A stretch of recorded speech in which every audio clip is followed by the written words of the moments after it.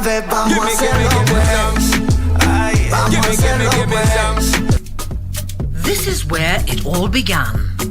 As the mother of broadcasting in Kenya, you can trust KBC to bring you authentic news and programs to your living room. As KBC, we take pride in our unrivaled heritage as Kenya's trusted national broadcaster. Commanding over 92% digital television signal coverage of our country, 23 radio services that cut across our entire language spectrum, a national, regional and international digital presence backed by the most experienced and top-notch broadcast professionals in the industry. A very good evening to you. The new look Kenya Broadcasting Corporation is truly ahead of the pack. Turn to the mother of broadcasting in Kenya for stories that resonate with our identity, our aspirations as a people united in purpose. Real stories of hard work, of passion, of creativity, of big dreams. Stories that cement our nationhood. Stories that bring us together as one. We take pride in our shared heritage and destiny. KBC. Informing, educating and entertaining Kenyans as one nation. KBC. Kenya's listening. Kenya's watching.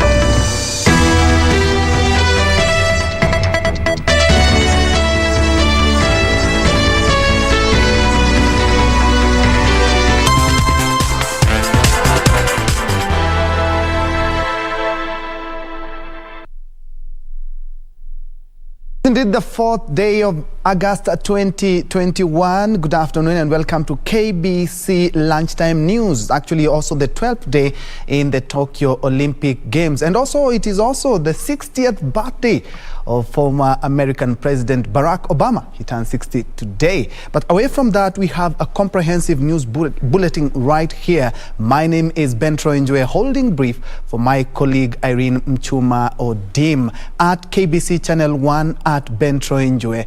Welcome. Straight to the news. Let's first of all head to a presser organized by the ODM, and John Badi is currently speaking. Let's listen in.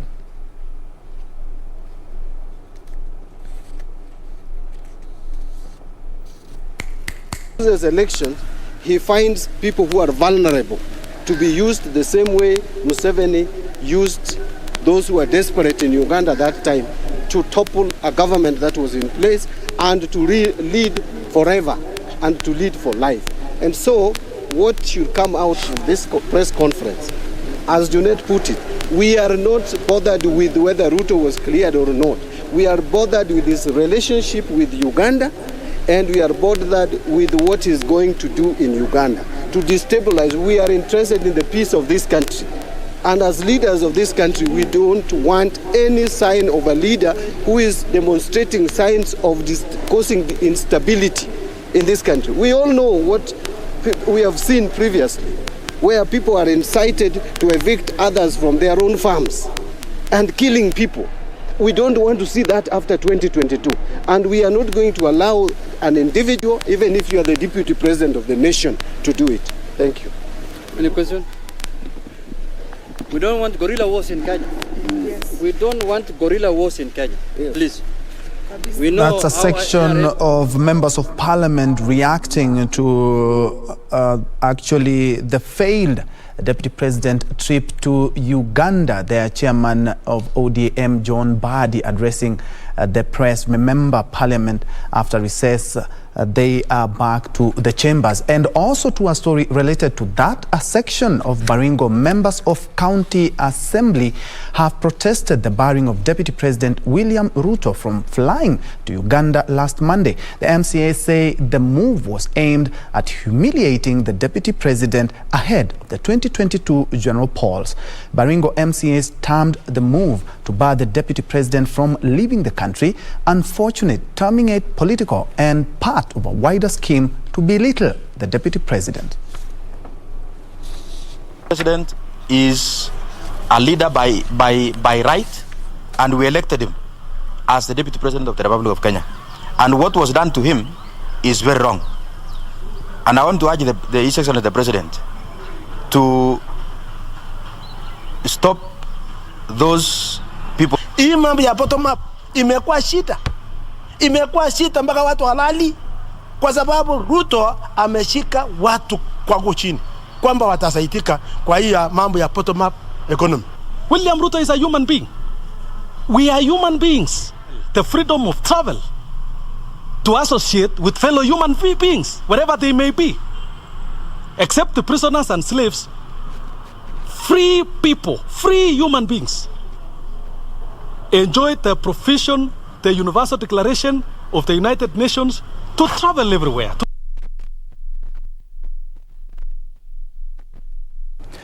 Away from politics, police detectives are investigating an incident where a 42-year-old man is alleged to have killed his wife before turning the gun on himself at their home in Kiambu County. According to a police report, Jonathan Mukundi Gashunga, who was a licensed firearm holder, is said to have shot his 30-year-old wife in the head before taking his own life using the same weapon. The motive behind the incident could not be immediately established. The middle-aged man and a licensed gun holder and his wife were found dead in their bedroom that locked from the inside on Monday night in Kirigit, Kiambu town. Ya juu mfanyikazi mmoja anasema anaishi na huko chini, so hakuna kitu alisikia. Mimi nimeingia tu na nimeona tu Njue alikuwa amelala kwa kitanda na Mukundi alikuwa amelala hapo chini. So sijui risasi ni ya wapi. Sasa hapo siwezi nikajua cause Mukundi ni mtu anakuwa na hasira sana. According to the police, Jonathan Mukundi, a 42-year-old, allegedly shot his 30-year-old wife in the head before taking his own life using the same weapon. So the matter is still under investigations. We have our DCI team in the area, and we are going to give more details after we finish our investigations. The Madam Jerry was shot three times at the head. Yeah, and the man also shot himself at the head. They were all lying in their one bedroom. According to the murder incident report, a friend of the late Jonathan had unsuccessfully tried to reach him via a phone when he suspected all was not well and reported the matter at Kiambu police station. Na hata wakiwana na Mukundi bado tumekuwa tu pamoja, hata iboma ikijengwa, we have been together with Jerry, na sisi tumeshtuka sana kusikia hiyo kifo, imetustua sana. Juu ni watu walikuwa wamependana sana na mapenzi yenye hata mtu hata angeamini ati itafika hapa. The bodies of the two have since been moved to the Kenyatta Referral Hospital mortuary, awaiting autopsy. The motive behind the incident could not be immediately established. And still on matter of security, a family in Embu is protesting the mysterious death of two brothers who were arrested by police for violating the curfew. Benson Njiru, 22, and Emmanuel Mutura, 19, students at Don Bosco Technical Institute and Moi Kabrak University, respectively, were arrested by police officers from Manyata on Sunday for flouting COVID-19 protocols, only for their bodies to be found at Embu Level 5 Hospital mortuary. Take a look.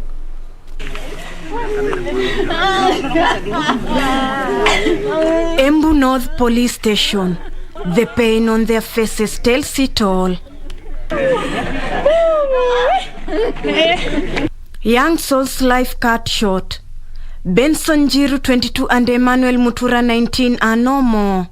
Felix Dhiga, uncle to the deceased, said that the two were selling pig's meat at Kianjokoma Trading Center when they were arrested. Parents came to Manyata police station to ask. They were told nothing. When they went to Runyenjes, it is DCI Runyenjes who assisted them. He told them 2 bodies were corrected. They can go and check at Embu mortuary. We went there, and true, we found the bodies there. The misery surrounding their death still unanswered.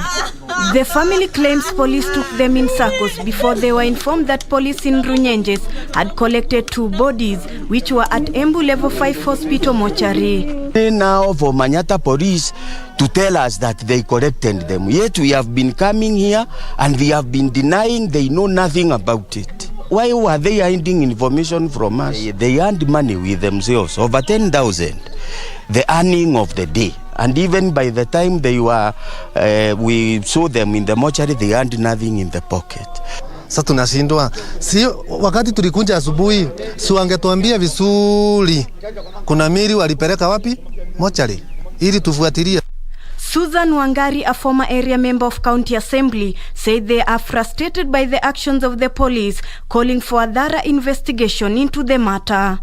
We are kindly requesting that it is very painful, and therefore would ask the police power to take over so that the parents of these 2 boys, they will see their justice being done.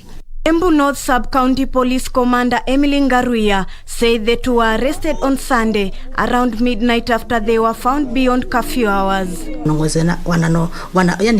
Wanaongea polepole na katika ile hali wakaweza kufungua hema. Walikuwa upande wa mwisho kabisa. Waliweza kufungua hema na wakaweza kuruka gari ikitembea. Na kama tunavyojua kwamba gari ikitembea katika mwendo, hakika ukianguka either uumie ama upoteze maisha. Hivyo ndivyo tulikuja kujua baadaye kwamba vijana waliweza kuruka. Ngaruya, however, said an inquiry file has been opened and investigation surrounding their deaths is ongoing. For Lunchtime News, I'm Ruth Wamboi.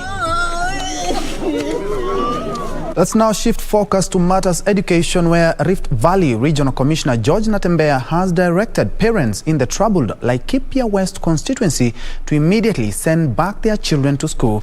This coming just a few days after several schools in the area were closed after parents withdrew their children from the schools due to the rampant banditry attacks and livestock thefts in the area.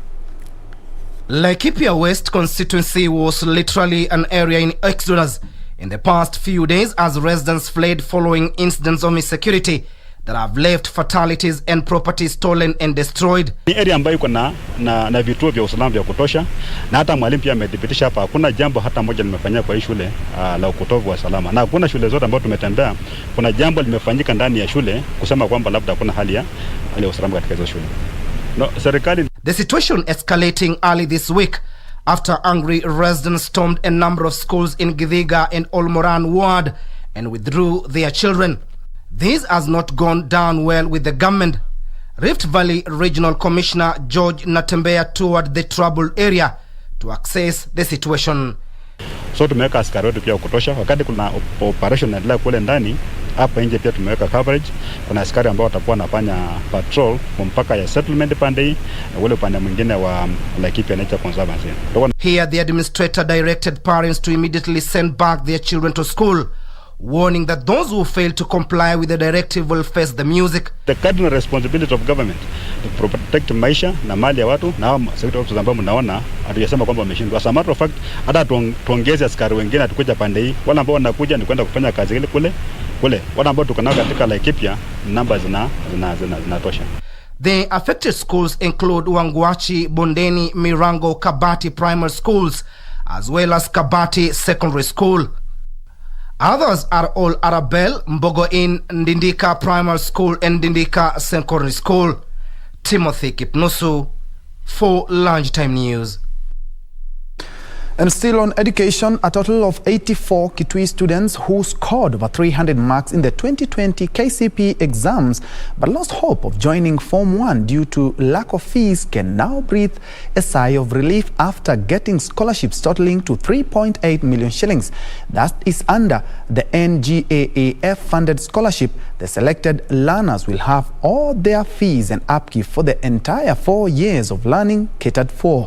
Speaking while issuing the scholarship checks in Kitui town area, Women Representative Dr. Irene Kasalu regretted that widespread poverty in Kitui was to blame for increased cases of school dropout in the area. Nimechukua watoto wenye walifunzu zaidi wakapata marks ya 300 and above na wakakuwa hawawezi kwenda shule ya shida ya school fees. Tumechukua jumla ya watoto 84. For this sponsorship tumetega 3.8 million. Moving on, the newly elected officials of the lobby group Bunge la Mwananchi want Kenyans to stop shunning the culture of handouts and elect forthright leaders. Speaking during the swearing-in of the new officials after an election overseen by the Independent Electoral and Boundaries Commission (IEBC), Mohamed Hassan, who was elected the outfit's president, urged those who lost to embrace the results. Us, as Deputy President of Bunge la Mwananchi, Deputy President of Bunge la Mwananchi, do swear and solemnly elected officials of the Bunge la Mwananchi Kenya has been sworn in by IEBC officials. Mohamed Omori Asanali, in full realization of the high calling I assume as a president of Bunge la Mwananchi. As Bunge la Mwananchi. The president-elect Mohamed Hassan Ali urged his opponents to work together to ensure Kenyans are well served and discouraged the idea of handouts, claiming it was killing democracy. Please don't give us handout. Give us work to do so that I can empower also my people, because it has been taken kwamba Bunge la Mwananchi, we are very cheap. We are not cheap. They discouraged police brutality. Usilin side moja ukadhania kwamba kesho hautanihitaji ama kesho sitakuhitaji. Ile ningependa kusema tufanye kazi pamoja. Huo polisi ni ndugu yangu, huo polisi ni dada yangu, na mimi pia ni ndugu yako. Dorcas Wanjiru Habu, the new elected woman rep in the Bunge la Mwananchi, promised to increase membership by mobilizing more women members to join the lobby group. Kitu cha kwanza nitakachokifanya ni kuhakikisha wanawake wengi wamejiunga na Bunge la Wananchi. Suleiman Yeri, Lunchtime News. Now, counties are now beginning to experience a surge in COVID-19 infections as Kenya's coronavirus positivity rate remained above 10% this week. Kiambu and Makueni counties are reporting overwhelmed healthcare systems as the number of hospital admissions continue to rise. Purity Musel with that report. The burial ceremony of a COVID-19 patient who succumbed to the disease a few days ago in Gikambura, Kiambu County. The late battled the disease but lost the fight while undergoing treatment at a Kiambu hospital. Hawa ni watoto wa ndugu yangu yule mkubwa, na tuko na hii janga na imetusagaza sana. Tumeshindwa, nikawa tumevuja rekodi kwa Gikambura. Hata nilikuwa nauliza kwani Mungu tumefanya nini? He adds to 3 the number of people in this family who have succumbed to the disease in a span of 2 weeks. Huyu ndio alikuwa wa mwisho. Tumetoa wawili St. Teresa na mwingine Kitui Hospital, na watu wote hata ni kama mmekuja mmeona arrows, ni watu wanaenda area moja. Area hii ni baya, especially Karai. Local authorities report that so far 12 people have succumbed to the disease in this village alone. Kuna watu kama 10 sasa na wawili ambao wameshikwa na mambo ya ugonjwa ya corona, na hao wote hakuna wale hawajaacha bill za hospitali. Kwa hivyo saa hii kama wakati huu tunaongea 3 hawajazikwa. Kiambu County government has confirmed a surge of infections in the county, warning the hospitals could soon be overwhelmed if the infection rate continues. We are already overwhelmed in Tivoli, and we may not be able to take any more patients, not because they have exhausted our beds, but because we cannot cope with provision of oxygen. Makueni County government is also raising an alarm over a surge of infections in the county. The County Commissioner Maalim Mohamed warning action against residents found flouting COVID-19 rules. Bali na hata kueneza mambo ya COVID-19, wafanyi biashara wenzao wamelalamika na wamesema sisi tunafunga, mbona hao wengine wanaendelea na biashara? Lakini ikiwa watatii amri, we have no problem with them. Kenya's coronavirus positivity rate on Tuesday was at 15.4%, while a total of 3,995 have so far succumbed to the disease. Purity Museo, Lunchtime News.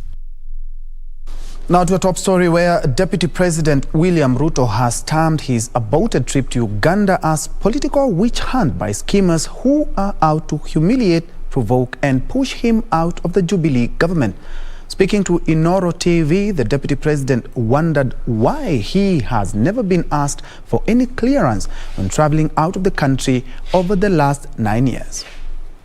Deputy President William Ruto has termed as strange the sudden change of rules that have governed his foreign trips.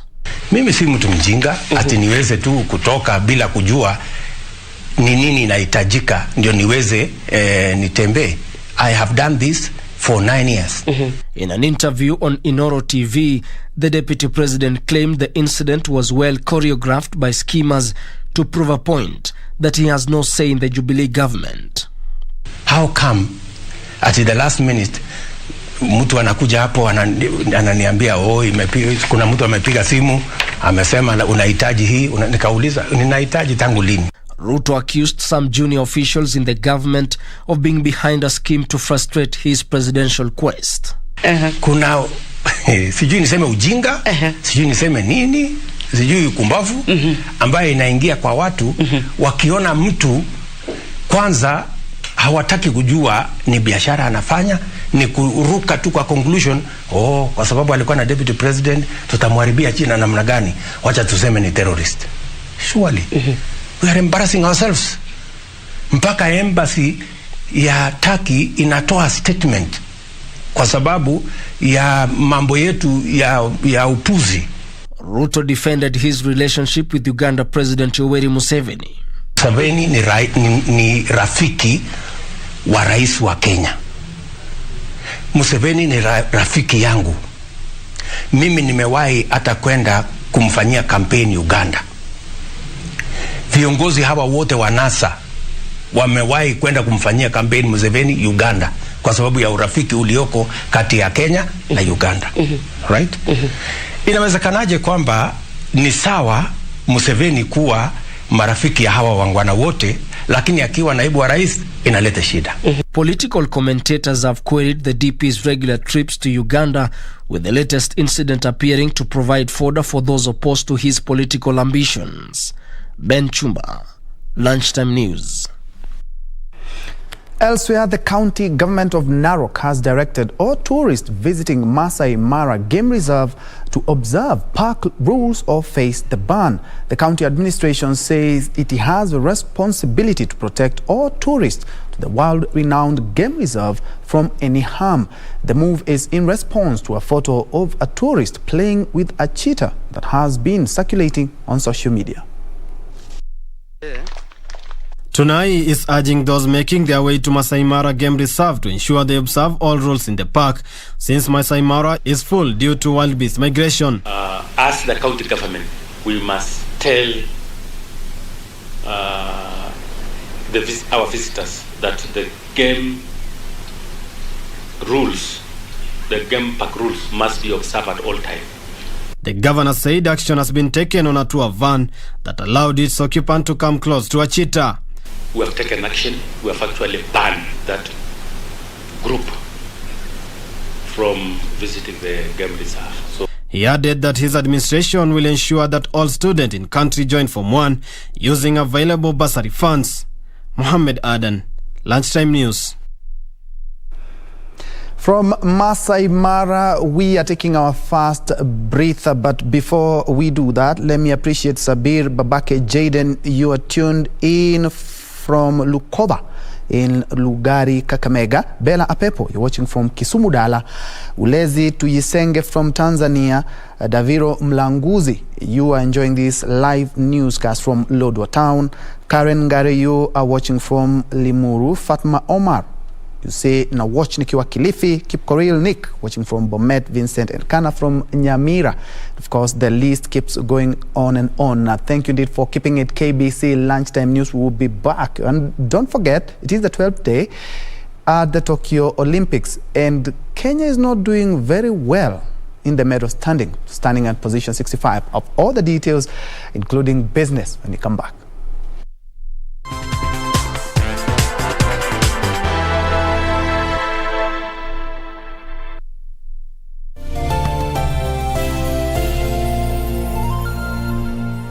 Kupata skiza tune ya Karau na DJ, bonyeza star 811 star 967 hash.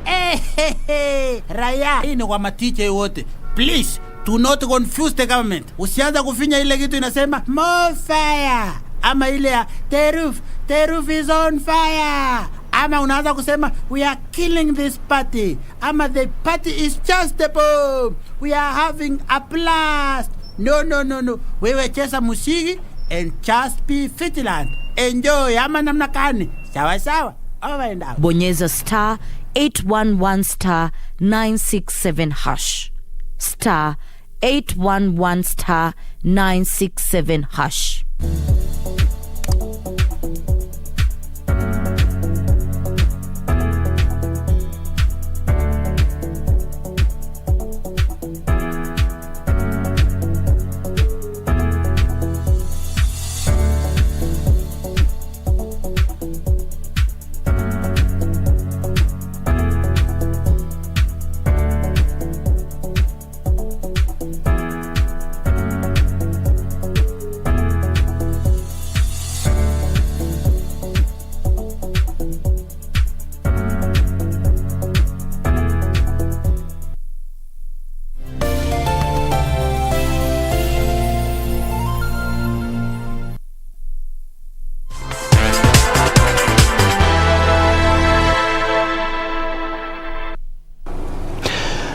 Welcome back. You are watching KBC Lunchtime News. Welcome back. Moving on, a faith-based organization in Busia County is leading a campaign against gender-based violence against children in the area through mobilizing resources to help rape and defilement survivors. The organization has established a rescue center for children who run away from their homes to escape abuse. They are now calling on parents to also support their girls when they drop out of schools due to pregnancy. Safe house of victims of abuse in Busia County will go a long way in rescuing children who run away from their homes either as a result of abuse or for fear of the same. Wale ambao wakikuwa na nia kurudi shule watarudishwa shule, wanaweza kuendelea kusoma, na kuna wale ambao watajifunza pia kazi za mikono ambazo zinaweza kuendelesha. Speaking during the official opening of the Adornment Home, a group of women under a faith-based organization called for support from community members to end child abuse. Sasa tukiatoa hapo, tuwasaidia kuendelesha masomo yao au kuendelea na hali yao, au pengine kumsaidia kama anataka kumsaidia apate kitu cha kufanya maishani ili aendelee na maisha yake bila kutegemea mtu yeyote. Officer in charge of the Busia prison, Justina Mwangombe, acknowledged that the county was experiencing rising cases of child abuse, especially those whose parents are in jail. Watoto wa incarcerated women in prison, are at risk of abuse in any way, either in defilement ama hizo early marriages or even labor trafficking. Wao ndo wanachukuliwa wanapelekwa kama house helps pale Nairobi. She revealed that most girls opt to remain silent even after being defiled for fear of stigmatization. Purity Museo, Lunchtime News. Now, the real estate sector is slowly recovering after a disastrous period occasioned by the COVID-19 pandemic and its negative effects. Despite the sector having registered reduced profits since the onset of the virus in the country in March last year, developers are expressing optimism of a bright future. Ken Gushu, the proprietor for the Money Real Estate, says the remaining month of 2021 will be a redefining period for Kenyan real estate market after the property sector was greatly affected by the COVID-19 pandemic. Maanake tukianza mwaka watu wengi wanabiashara walidhani sababu corona imerudi watafinywa sana. Watu hawataweza kuwekeza. Watu hawataweza kununua. Gushu noted that since the onset of the year, Kenyans have mastered the art of living in the new normal, embracing the need to invest in land property for future prospect and for construction of houses. Ile shilingi moja tuko nayo, tunajua kesho hiyo shilingi inaweza zaa iwe shilingi 2 ama shilingi 3. Kutoka mwezi wa Machi huu mwaka, watu wameamua kabisa na wameamua ya kwamba wataekeza kwenye mashamba. The young developer urged Kenyans to maintain the need for Kenyans to continue to invest in real estate, COVID-19 notwithstanding. Tunawashukuru wote, wale wako kule ngambo, hawa wako huku nchini, wale wametoka sehemu tofauti nchini, tunawashukuru wote. Wameweza kuwekeza vizuri despite ile risk ilikuwa hapo mbeleni ati watu wanahofia. Consolata Mudhoni Mburu, an investor, urged women to ignore traditional fallacies on property ownership and venture in the industry for a bright future. Na huwa naambia watu, hata hao madada zangu nitawahimiza sana bado wakuja tuwekeze ili waweze kupata title kama mimi.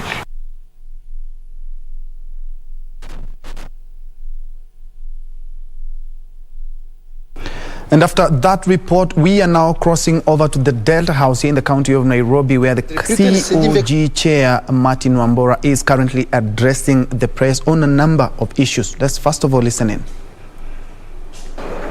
The region has been overtaken by the following 6 counties, which have reported the higher number of infections: Nairobi City, Mombasa City, Nakuru, Kiambu, Nyeri and Kilifi. Currently, the positivity rate is 15.4%. This is very high. We must strive to reduce the rate to the WHO recommended rate of below 5% and thus flatten the curve. Notwithstanding the foregoing, there is some good news. The testing capacity has been boosted in the counties with additional 17 PCR machines distributed in the month of May this year. I commend the Minister of Health for filling the much needed PRC machines. On the same breath, we appeal to the Minister of Health to now go a step further by providing the counties with the much needed testing reagents and rapid testing kits. Impact of the COVID-19 on mental health. There has been an increase of mental health illness due to the stress and anxiety associated with the impact of COVID-19. One of the most prominent manifestations is the rise of suicide cases. This has increased from 317 cases recorded annually in the past years to over 417 recorded this year, an increase of 100 cases. To avert this trend, county governments have heightened their surveillance and health promotion programs, just as counseling, aimed at addressing the mental health related issues. Additionally, counties are working closely with community health volunteers to ensure the vulnerable groups access the necessary mental support where need arises. The bed capacity in the 3 counties during the last 3 weeks is as follows. 1, isolation bed is a total of 7,566 beds in isolation facilities. Currently, 1,287 beds are occupied. bringing the total number of available beds to 6,279. But of course, there has been an increase. ICU beds, cumulatively, there are 512 ICU beds in 31 counties. Currently, 192 ICU beds are occupied, bringing the total number of available beds to 320. This therefore indicates that there is an increase of patients who require critical health care. HDU beds, cumulatively, there are 284 HDU beds in the facilities. Currently, 162 beds are occupied, bringing the total number of available beds to 122. This also indicates that the number of patients who require critical care has increased.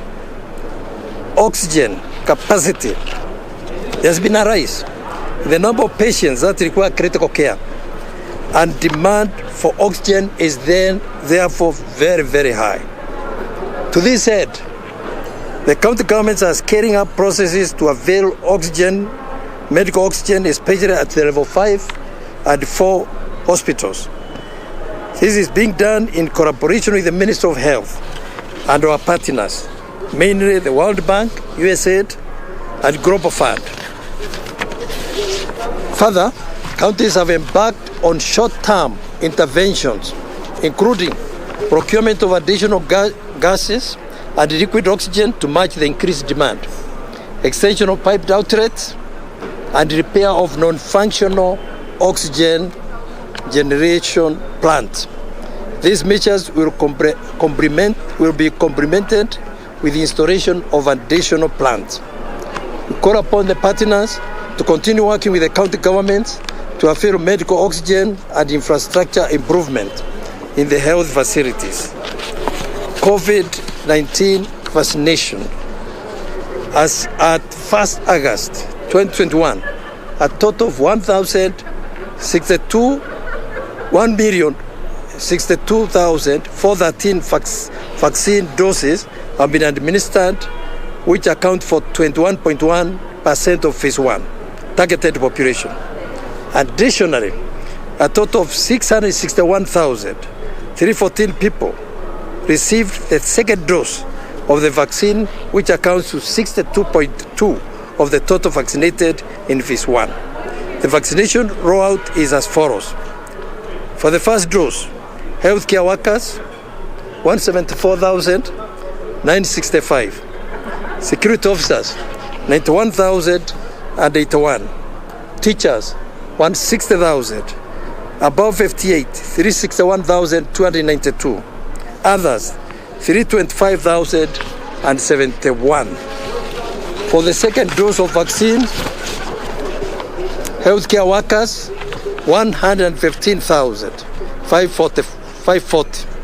Security officers, 52,081. Teachers, 95,918.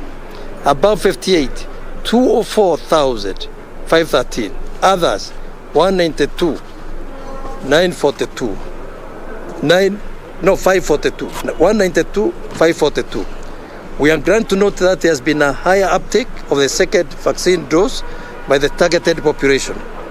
We urge the national government to fast-track procurement and delivery of COVID-19 vaccines, to scale up efforts so as to achieve the targeted vaccination coverage of 10 million.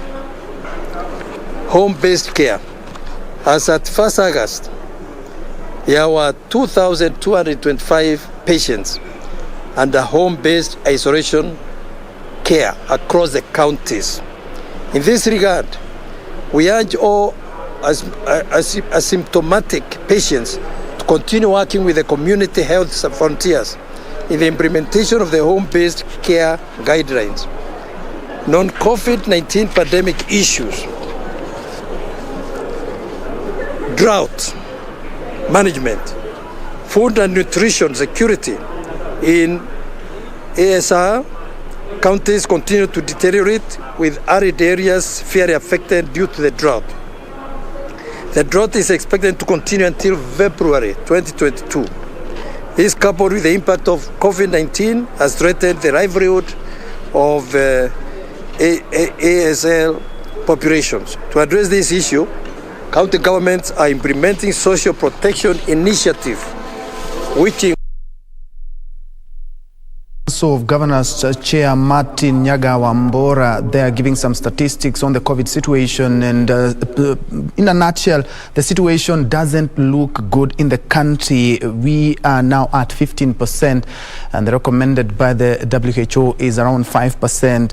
Looking at the available beds, we're talking about HDU beds, 122 in the counties, while ICU only 320 are currently available. Of course, there's some light at the end of the tunnel, as we have testing capacities improved to 17 new machines, which will help us to know the exact situation in the counties. We have our reporter on the ground on that report, who will bring us a much comprehensive report on the same. So all I can say is stay safe and observe all the COVID-19 protocols. And still on matters COVID, let's now cross over to Mombasa, where the Coast General Hospital Teaching and Referral Hospital is set to acquire a new oxygen plant as the community transmission rate of COVID-19 Delta variant continues to rise. The facility has in the meanwhile recorded full capacity of bed occupancy, admissions with all 13 isolation wards in the county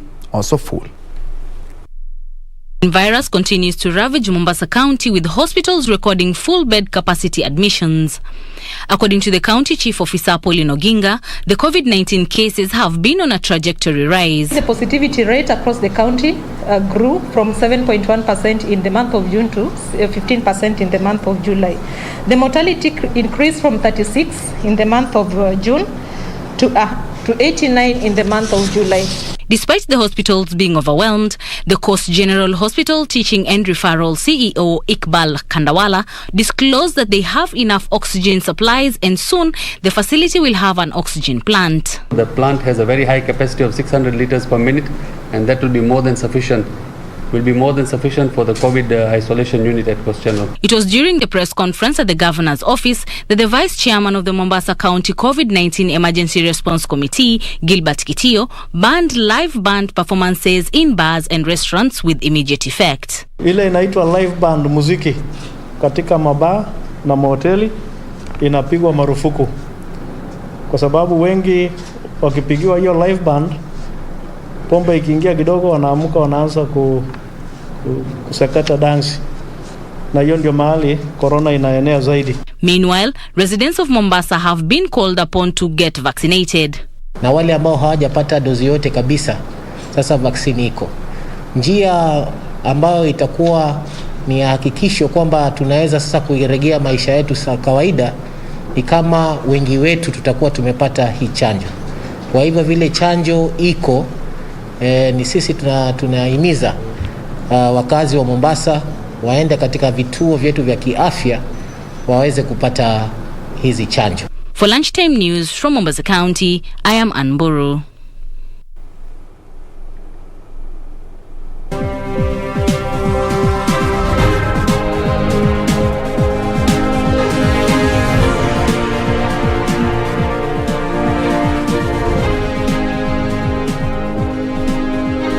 In business, private sector activity slowed in July as surveyed businesses reported weaker expansions in output, new orders, employment and purchasing.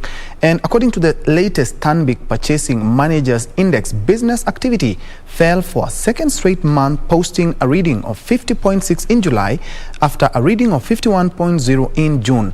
The report says cost inflationary pressures hit a 16-month high in July as tax changes sharply pushed up purchase prices. The three biggest components of the Purchasing Managers Index, namely output, new orders and employment indices, all fell to 3-month lows in July but remained above the 50.0 no change mark to indicate further expansions.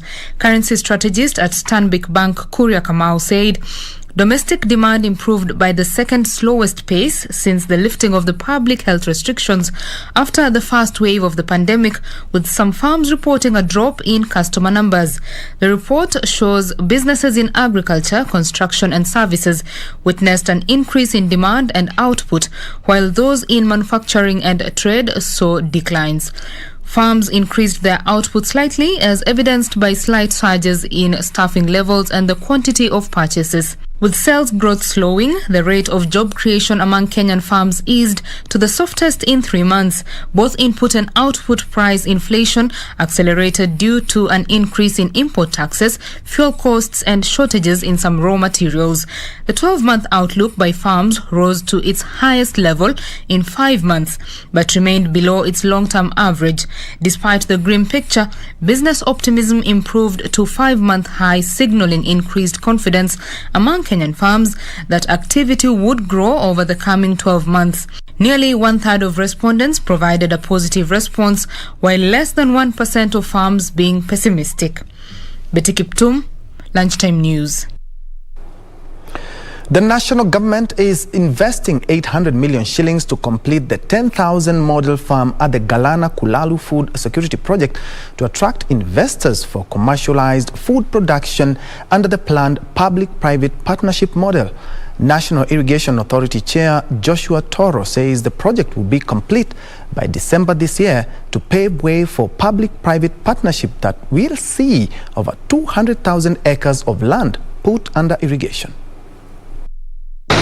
Under the Galana Kulalu Food Security Project, the government targets to put 1 million acres under irrigation. A 10,000-acre model farm was identified for trial purposes about the rollout of the project. The model farm was to inform the irrigation infrastructure to have in place in Galana Kulalu, as well as the ideal crops for the area. So far, 5,100 acres of the model farm was done, with the National Irrigation Authority expected to complete the remaining 4,900 acres at a cost of 800 million shillings. This is expected to be completed by December this year. Huyu contractor roko sisi tumeajiri yeye kazi ile ya 4,900 ekari 4,900 ni kama 50%. Yeye atafanya hiyo kazi na milioni 800. The contractor is putting up a new pumping station, pipeline and 25 additional center pivot systems for irrigation. Na sababu tumezunguka na nyinyi, mumeona hata ile mifereji na ile kazi wanafanya na ile center pivot, ile contractor huyo itakuwa mingi kuliko ile aliweka. The National Irrigation Authority is banking on public-private partnership to put over 200,000 acres of land under irrigation. Ni sisi tukimaliza infrastructure ministry na sisi tuangalie tutapatia private sector namna gani waendeshe kazi, sababu 10,000 acres ni ekari mingi sana. The National Irrigation Authority has cropped 2,080 of completed 5,100 acre of the model farm. For Lunchtime News, I'm Brian Munyuki. Across Kenyan borders, Egyptian President Abdel Fattah al-Sisi said it was time to increase the price of the country's subsidized bread, revisiting the issue for the first time in decades. The Egyptian Supply Ministry will immediately begin a study on raising the bread price and will present its findings to the cabinet following the president's remark. Here are those details and other stories from across the continent. The Egyptian president did not specify the amount of any potential increase, but any change to the food support system in the world's largest wheat importer will be highly sensitive. Bread is currently sold at 0.05 Egyptian pounds per loaf to more than 60 million Egyptians who are allocated 5 loaves a day under a sprawling subsidy program that also includes the likes of pasta and rice and costs billions of dollars. In his speech, the president remarked on the absurdity of selling 20 loaves of bread for the price of a cigarette. Meanwhile, Southern African diamond miners delivered polished performances in the second quarter, with De Beers production of rough diamonds increasing by 134.3% to 8.2 million carats, compared with a contraction 7.7% seen in the previous quarter. The increase in production mainly reflects base effects, and plans are underway to facilitate higher production to meet robust consumer demands. Looking at De Beers output per country, production in Namibia decreased by 106% to 0.3 million carats, South Africa's production increased by 130% to 1.3 million carats, and Botswana's production rose by 216.7% to 5.7 million carats. This is mainly blamed on the COVID-19 lockdown. Finally, Uganda's Purchasing Managers Index has reduced further in July to 34.6% from 34.9 recorded in June and 56.5 registered in May. The new reading in the monthly report issued by Stanbic Bank Uganda signaled deterioration of the country's business condition due to COVID-19 lockdown measures. This is the second successive decline in business conditions since the lockdown was enforced from June 18 up to July 30th. The threshold of 50 is a baseline to indicate an increase or decline of business conditions. In line with falling workloads, the report says companies scaled back their employment and purchasing activity for the second consecutive month.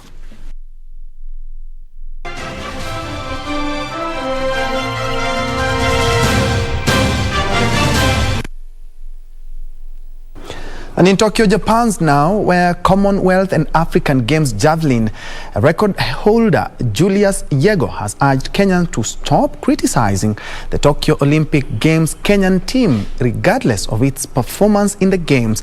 Yego was speaking after exiting